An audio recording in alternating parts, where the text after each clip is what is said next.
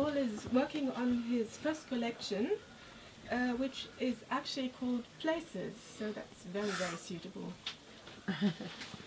Good. Right, just 5 poems.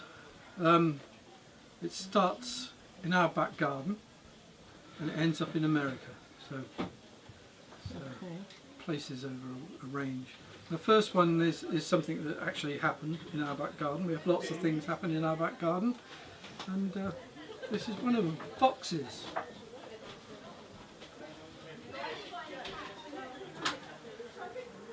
For days, the comings and goings of foxes have increased. You can smell them where they have sidled through lanes between villages. Their scent clings to a bend in the road, lingers in fields next to the woods. Last night one crossed the lawn where we sat, glasses in hand, idly conversing. It stopped, stared at us as if reading our thoughts, then turned away.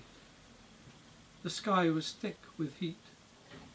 Our thoughts were large with fox. Darkness moved stealthily towards us from the far end of the garden. And the next poem is, we move from the back garden into the village. And this is the village on a day when it's misty. I do like misty days. And it's called Balm. Balm. If it were possible to lay all the misty days end to end in a continuous weather, I might be cured by damp and softness. The village waking numb as Novocaine, remote and simpler than it was before. Out of focus cars emerging from a vague elsewhere, and me so sharp, a thin skin of nothingness settled on my own thin skin, fragile laminate of air and flesh, cold as that unspokenness in things we can only accept.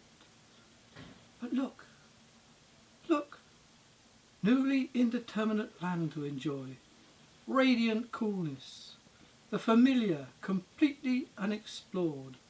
Yes, whatever it is, always so wrong with me, I can be cured. And the next poem, there's a place called Shotover House near us, and there's a long avenue of lime trees. And this goes back a long time to a girlfriend of mine from years ago. And it's called An Affair of State. The lime tree avenue on a gloomy winter afternoon. We were not walking hand in hand, but there wasn't a hand's breadth in it. Our careful movements, perhaps, a shade too formal, though only a centimetre too far apart. Our proximity might have told you separate countries had signed a mutual pact. Something in our progress held the air together for a while. Beneath our separate surfaces, ambassadors, inaccessible behind closed doors, were playing cards. Our spies were all best friends. We already knew each other's secrets. Whenever we touched, there were no border guards.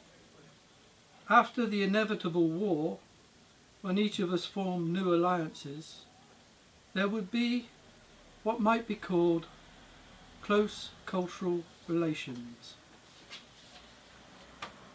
That should be a good EU one, that shouldn't it, really? Whoops. And the next poem is about, often along the line of a river or something like that, you get all sorts of odd little bits of land, strange shapes and things that history has sort of left behind. I've always rather liked them. So this one's called Here.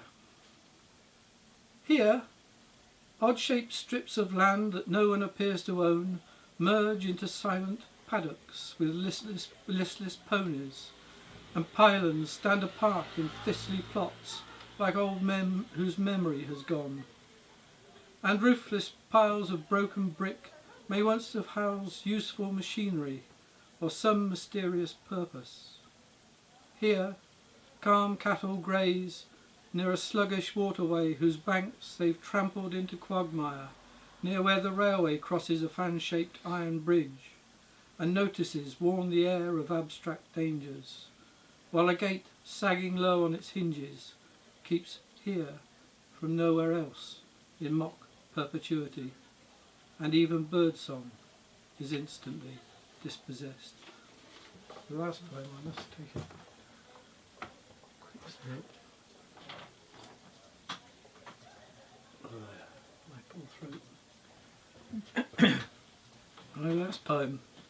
So I was born in Oxford. I love Oxford. I can't imagine being anywhere else. But you always wonder what it would have been like if you were somewhere else. So it's kind of like that. It's called Migrant.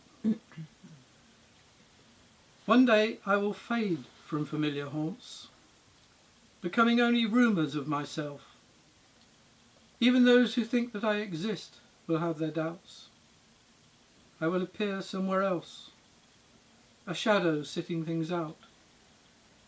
For example, in some half-imagined corner of the Chilterns, living in beech woods, on a hillside of chalk and flint, where the valley dips beneath the flight paths of red kites.